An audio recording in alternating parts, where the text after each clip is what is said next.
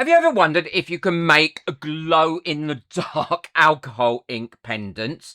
Now, I've made lots of alcohol ink pendants now using the Claire Holloway technique, and I want to see if I can get them to glow in the dark. So I'm going to do some experiments using not only the glow-in-the-dark powders, but also the glow-in-the-dark paint, and see if it works, and if it does, which one works the best. Because I really want to see my Petri glow, and I think it'll create really unique pieces. But it's hard to know whether it's going to work, whether the experiment will work out, and whether it will even make it glow. But we will see. So first of all, I need to mix up my resin, and I'm going to be using, as always, the Pure Glossy by Tea Expert for my Petri, because it is the best Petri resin around, I believe. I'm also going to pop my heat mat underneath my mould as well, because I want to get to the gel stage quicker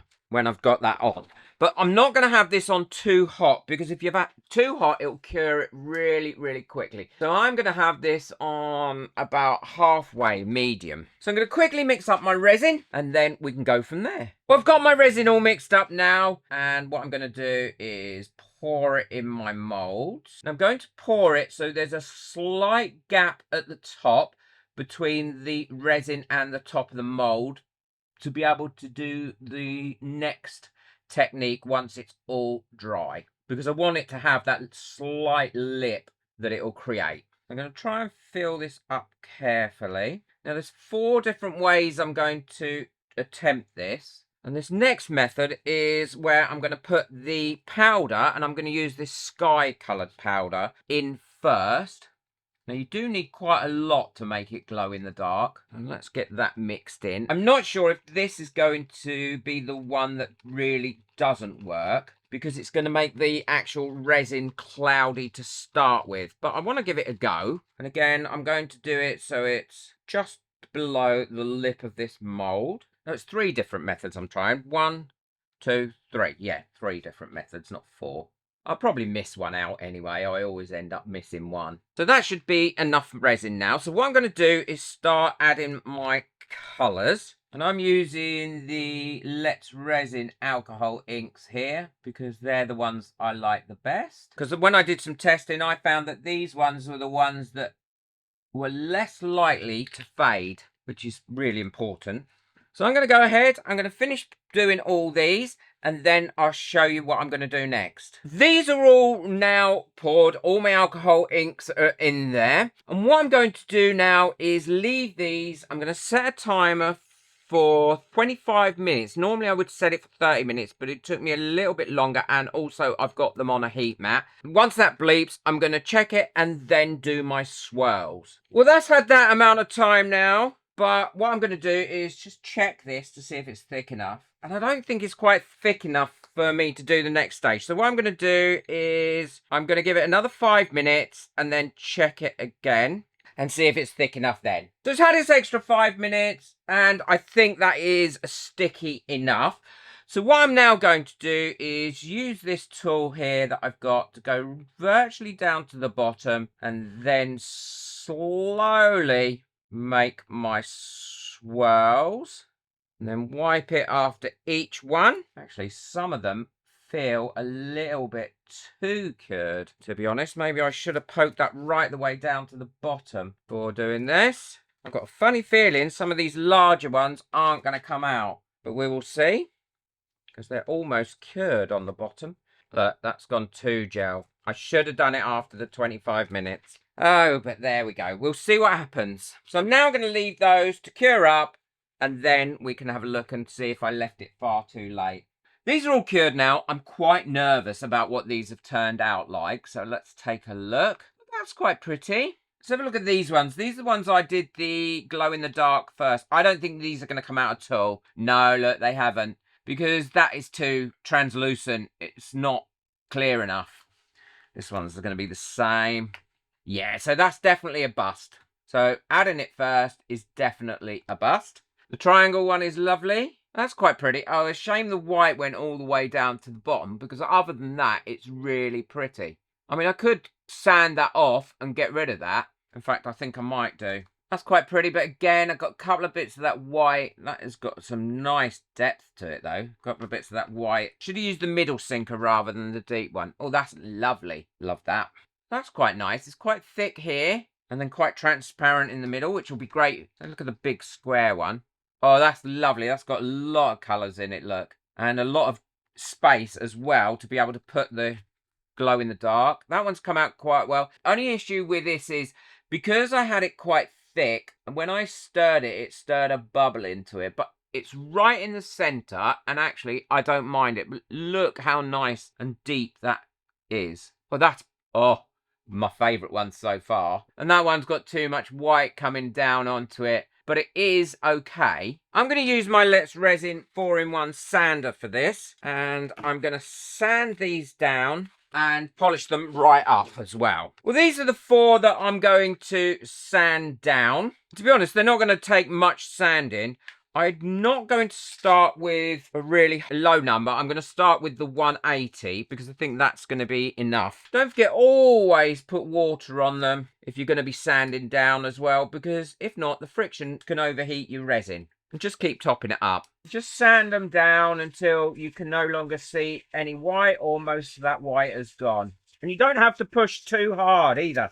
Don't be tempted to push really hard down. Let the machine do the job. What I'm going to go to next is 320, then 1,000, then 1,500, then 2,000, and then 5,000, and then I'll use the polishing wheel. So I've sanded and polished these now. They're lovely and shiny again, and they do look so much better without those great big blobs of white there. And I was able to sand a majority of those out. They look great now. So what I'm going to do is try my other 2 methods of getting these to glow in the dark. So we've got 1, 2, 3, 4, 5. 1, 2, 3, 4, 5. We'll put one of those blue ones over. Let's try and get a mixture of colours. So the first method I'm going to be using is using these glow-in-the-dark paint. Oh, I've had these so long. Hate to think how long I've had these. So I'm going to use blue on that one. More red on that one, I think. I'll go for orange red. Blue on that one. Oh, I don't know what colour to do on that one. White, perhaps, on that one. Orange on that one. And yellow on that one to see if that makes a difference. So I'm going to give these a paint first. Now, if I remember rightly, these paints are quite translucent, quite thin. Have a look. Oh, yeah, very, by the looks of it. So what I'm going to do is try and paint that all the way over first. And give it probably a second coat or even a third coat of this before I do anything else. So that's that one done. I'm sure that's not going to take too long to dry. And while that's drying, I'll go ahead and I will paint the other ones. Just big thank you to everyone that got me a coffee last month. Really does enable me to keep making these types of experiments and buying all the stuff I need for them. So thank you so much. And if you'd like to buy me a coffee just as a thank you or as a tip or however you want to think of it, then the link for that is in the description below and you'll get your name on my coffee board. So thank you very much, everyone. Now, if I remember rightly, these don't take too long to dry. Okay, I'm going to leave those now to dry for 5 or 10 minutes. Then I'll give them one more coat and then I'll show you what my experiment is for these ones. So those ones are drying now. They've had their second coat. And what I'm going to do now is I've got the powder glow in the dark here, or the glow in the dark powder, and I'm just squeezing out some UV resin. I'm using the high viscosity one here because I want it to kind of sit where I put it. And now what I'm going to do is mix quite a lot of this powder into this. I'm using a nondescript colour because I don't want it to affect the colour too much of what I'm going to put on of the alcohol inks that are already there.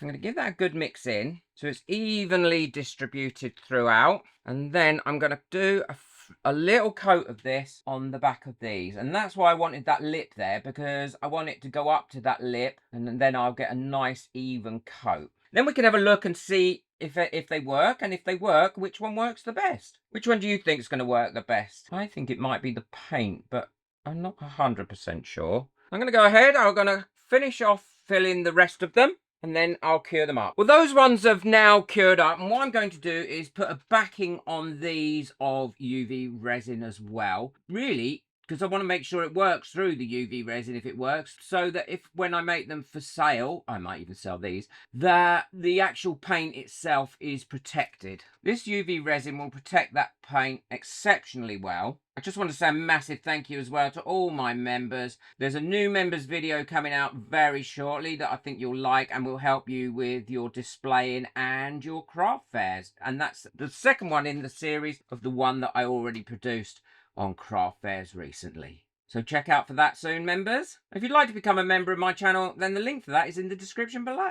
I'm going to cure those up now for 3 minutes, and then we can check them out. These are the ones with the paste. They're all cured up now, and these are the ones with the paint, and they're all cured up now. So let's see which ones work the best, or if any of them work at all. I mean, they should work. I can't see why they wouldn't work. Not sure how my camera's going to cope with this. So I'm going to quickly turn the lights off. And they definitely glow because my camera is struggling with the light. That's why it's doing the light thing here. Let's turn off my monitor lights. That might help.